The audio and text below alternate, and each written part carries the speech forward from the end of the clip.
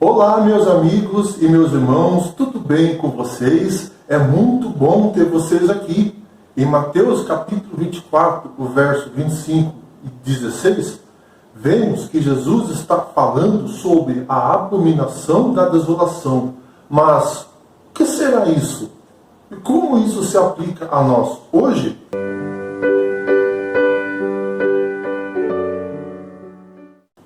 Mas, antes de continuar, vamos orar? Bendito és tu, Senhor nosso Deus, Rei do Universo. Vamos estudar sua palavra. Abençoe o estudo de hoje. Envie seu Espírito Santo para que ele abra nossa mente e possamos entender o estudo que vamos fazer. Em teu nome é o que pedimos. Amém.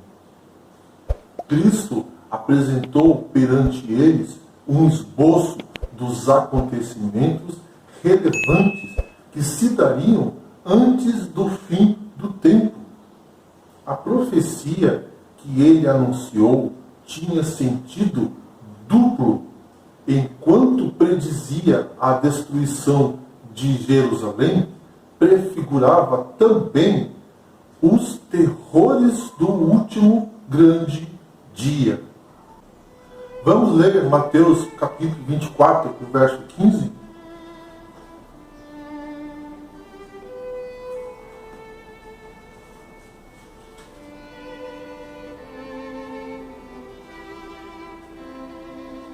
Quando, pois, virdes o abominável da desolação, de que falou o profeta Daniel, no lugar santo, quem lê entenda, então os que estiverem na Judeia fujam para os montes.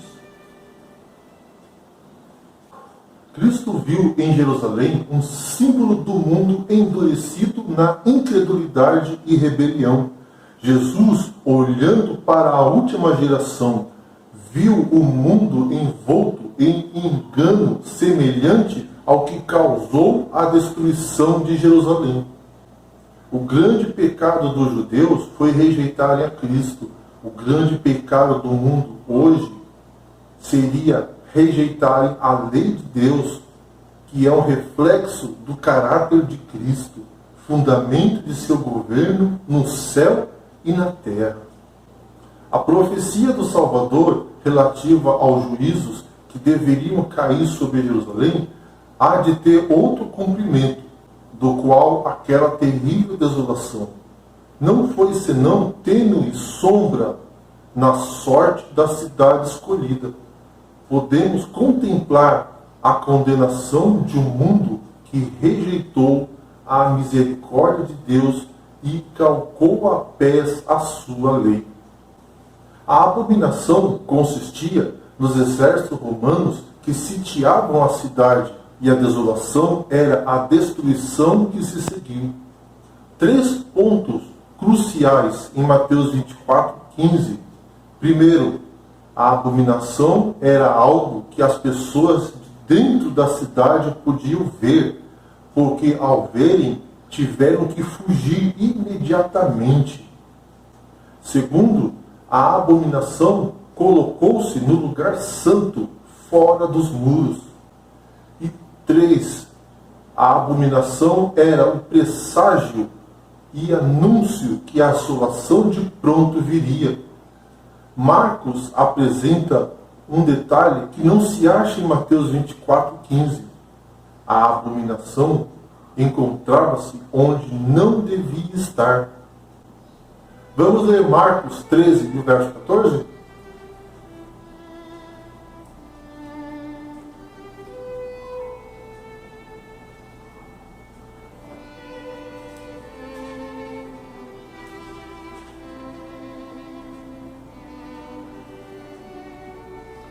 Quando, pois, virdes o abominável da desolação, situado onde não devia estar, quem lê, entenda.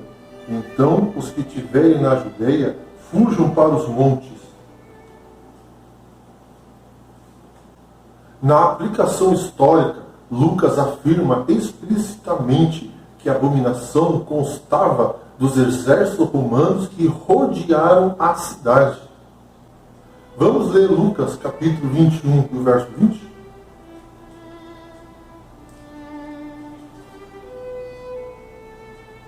Quando, porém, virdes Jerusalém sitiada de exércitos, sabei que está próxima a sua devastação. A abominação consistiu do sítio da cidade pelos exércitos romanos. Assim é que o lugar santo refere-se à área fora da cidade. Essa área também era chamada de solo sagrado, ou sagrado, e não a cidade ou o templo em si. Jesus disse a seus seguidores que o sítio da cidade pelo exército romano era o sinal para fugir. A pergunta-chave é: como poderiam fugir os cristãos da cidade se os exércitos romanos a tinham sitiado? Quando os símbolos idólatras dos romanos fossem erguidos em terra santa, a qual iam um pouco além dos muros da cidade, então os seguidores de Cristo deveriam achar segurança na fuga. Vamos ler Mateus 24, versos 16 até o 18?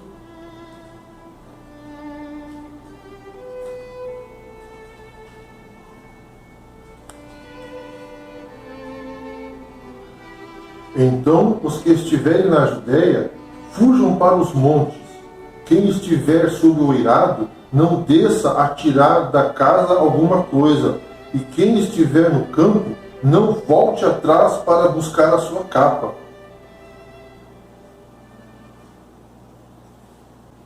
Quando fosse visto o sinal de aviso, os que desejavam escapar não deveriam demorar-se. Por toda a terra da Judéia, bem como em Jerusalém, mesmo o sinal para a fuga deveria ser imediatamente obedecido. Aquele que acaso estivesse no telhado não deveria descer a casa, mesmo para salvar os tesouros mais valiosos. Os que estivessem trabalhando nos campos ou nos vinhedos não deveriam tomar tempo para voltar a fim de apanhar a roupa exterior posta de lado enquanto estavam a labutar no calor do dia. Não deveriam hesitar um instante para que não fossem apanhados pela destruição geral. O que continham os estandartes romanos? A águia era a insígnia oficial que se encontrava nos estandartes do exército romano que assolou Jerusalém no ano 70 depois de Cristo. Antes do ano 104 a.C., diversos animais apareciam nos estandartes romanos, entre os quais estavam o touro, a serpente, o leão e o abutre. Mas, nesse ano, o cônsul Mário deu ordens para que a águia fosse o único emblema dos estandartes das legiões romanas. No ano 63 a.C., o general romano Pompeu, em uma campanha militar na Ásia Menor, adotou o deus Sol, Mitra, como o deus dos exércitos romanos e identificou os estandartes que se continham a águia. Este deus que venerava o imperador Constantino, o Grande, chamava-se Deus Sol Invictus, ou Invencível Sol. Com o transcurso do tempo, o estandarte com a águia se converteu em um símbolo da invencibilidade de Roma. Segundo os romanos, assim como o sol derrotava diariamente as trevas, as legiões romanas derrotariam seus inimigos. A águia no estandarte romano, que eles julgavam, deve colocar à frente de seus exércitos. Tinha suas asas estendidas e em torno dela uma guirlanda de ouro circular que representava o deus Sol Mitra. A cabeça da águia estava virada para a direita e tinha em suas garras 2 flechas, símbolo de guerra, para mostrar que assim como a águia reina no ar, sobre todas as aves, eles reinam na terra, sobre todos os homens, e que em qualquer lugar na qual levarem a guerra, ela lhes serve de presságio de que serão sempre vencedores. Depois que os romanos, sob Céstio, cercaram a cidade, inesperadamente abandonaram o cerco, quando tudo parecia favorável a um ataque imediato. Os sitiados, perdendo a esperança de poder resistir, estavam a ponto de se entregar, quando o general romano retirou suas forças sem a mínima razão aparente. Quando Céstio retirou-se da cidade, o povo de Deus pôde fugir sem ser impedido pelos judeus ou os romanos, porque os judeus estavam atacando os romanos e os romanos estavam se retirando. Entretanto, a misericordiosa providência de Deus estava dirigindo os acontecimentos para o bem de seu próprio povo. O sinal prometido fora dado aos cristãos expectantes e agora se proporcionou a todos oportunidade para obedecer ao aviso do Salvador. Passaram-se vários anos antes que o exército romano retornasse sob o comando de outro general, Tito, no ano 70 d.C. Somente durante o segundo cerco, a cidade e o templo foram finalmente destruídos. Uma vez mais ocorreu peste, fome e espada. Assim, o primeiro cerco de Jerusalém foi apenas uma ameaça, quando os romanos fincaram suas bandeiras em solo sagrado. Eles demonstraram tanto sua intenção quanto seu poder. Jerusalém foi sitiada 2 vezes. É por isso que há 2 cercos no fim dos tempos. Há um estreito vínculo entre o antigo Império Romano e a fundação dos Estados Unidos. Ao examinar a cédula de $1, onde aparece a insígnia oficial dos Estados Unidos, o grande selo é o emblema oficial da nação. Todas as proclamações e os documentos jurídicos, legislativo e executivo contêm este selo que autentica e certifica todos os atos oficiais do governo federal.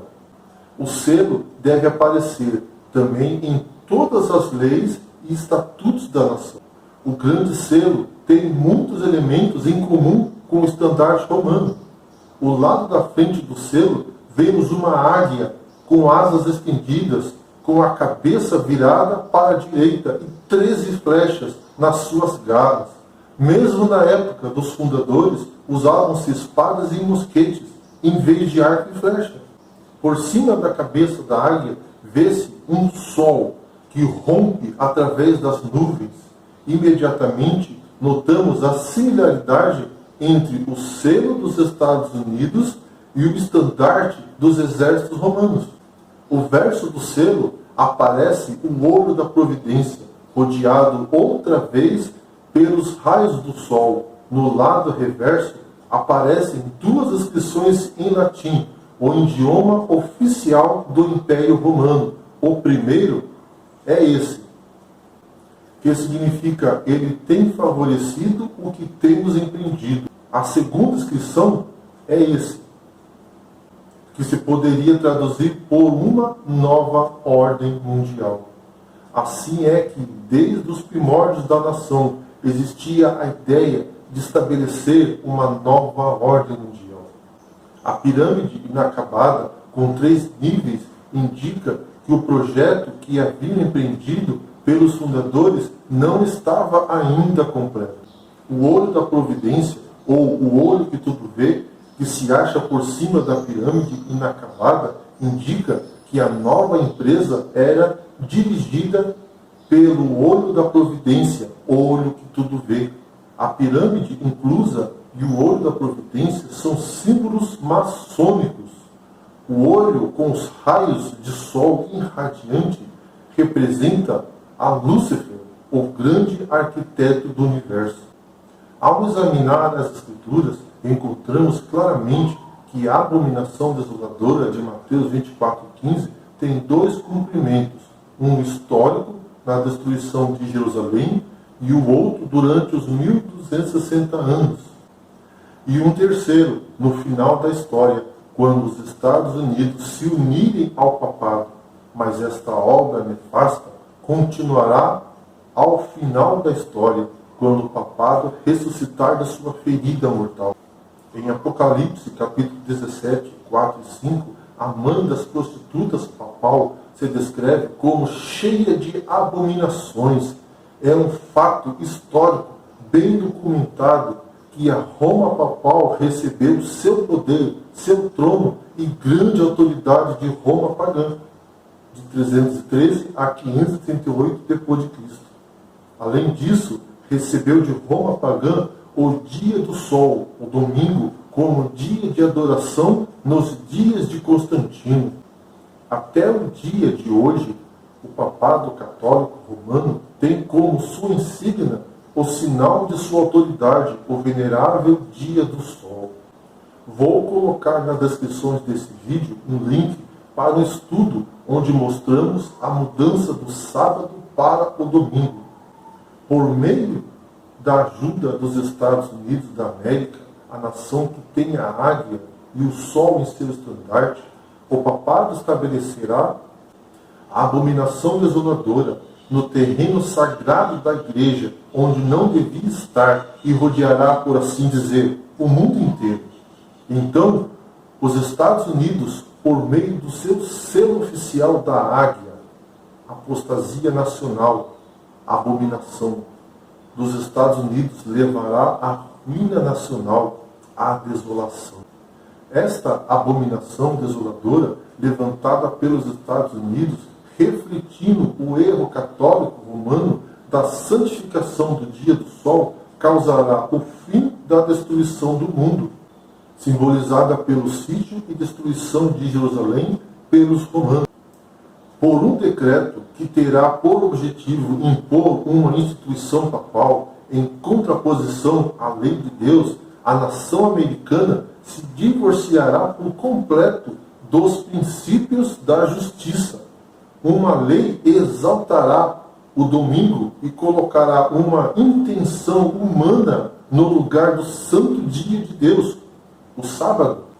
Quando o protestantismo estendeu os braços através do abismo a fim de dar uma das mãos ao poder romano e a outra ao espiritismo, quando a influência dessa tríplice aliança, os Estados Unidos forem induzidos a repudiar todos os princípios de sua Constituição, que fizeram deles um governo protestante e republicano, o governo dos Estados Unidos fará uma imagem do papado, adotando seus princípios para unir a igreja com o Estado. Apocalipse capítulo 13, verso 11 até o 18. Como a aproximação dos exércitos romanos foi um sinal para os discípulos da iminente destruição de Jerusalém, assim será esta apostasia. Será para nós um sinal que o limite da paciência de Deus está atingido, que as nações encheram a medida de sua iniquidade, e o anjo da graça está a ponto de dobrar as asas e partir da terra para não mais tornar. Antes da destruição de Sodoma, o Senhor disse a Ló. Vamos ler Gênesis 19, verso 17?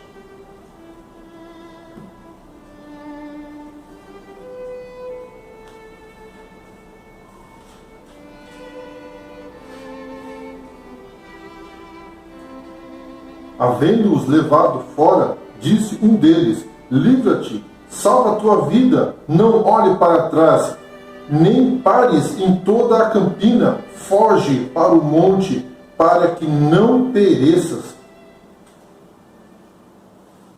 Foi assim nos dias de Noé, com Ló, com os discípulos, antes da destruição de Jerusalém, e assim será nos últimos dias. A mensagem de advertência de Deus está vindo novamente e exorta seu povo a se separar do pecado predominante. Vamos ler Gênesis 19, verso 16?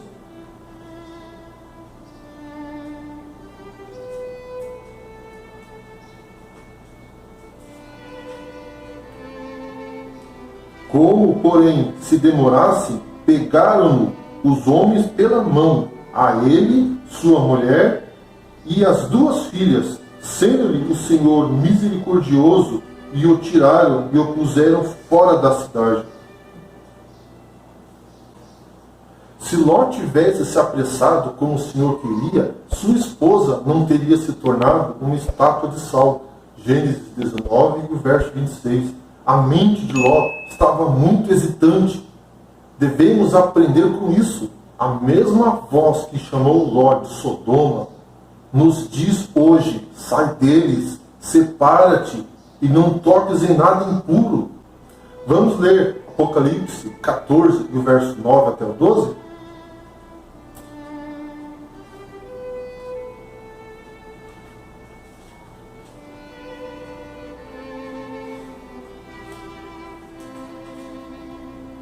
Seguiu-se a este outro anjo, o terceiro, dizendo em grande voz: se alguém adora a besta, a sua imagem, e recebe a sua marca na fronte ou sobre a mão, também esse beberá do vinho da cólera de Deus, preparado sem mistura do cálice de sua ira, e será atormentado com fogo e enxofre diante dos santos anjos e na presença do Cordeiro. A fumaça do seu tormento sobe pelo século dos séculos, e não tem descanso algum, nem de dia, nem de noite. Os adoradores da besta, da sua imagem, e quem quer que receba a marca de seu nome. Aqui está a perseverança dos santos, os que guardam os mandamentos de Deus e a fé em Jesus. Muito em breve, todos terão que tomar uma decisão. Ou aceitar a marca da besta, que é um símbolo de autoridade do papado, o domingo, ou o dia sagrado estabelecido por Deus na criação, o sábado. Qual será a sua decisão? Jesus é o único que pode satisfazer os anseios do nosso coração. Não quer você hoje aceitar a Jesus como seu Salvador pessoal? Vamos orar. Bendito és tu, Senhor nosso Deus, Rei do Universo. Queremos entregar nossas vidas a ti, Senhor. Perdoe nossos pecados. Guie-nos em seus caminhos. Envie seu Espírito Santo. É o que pedimos. Em nome de Jesus. Amém. Que Deus abençoe a cada um de vocês.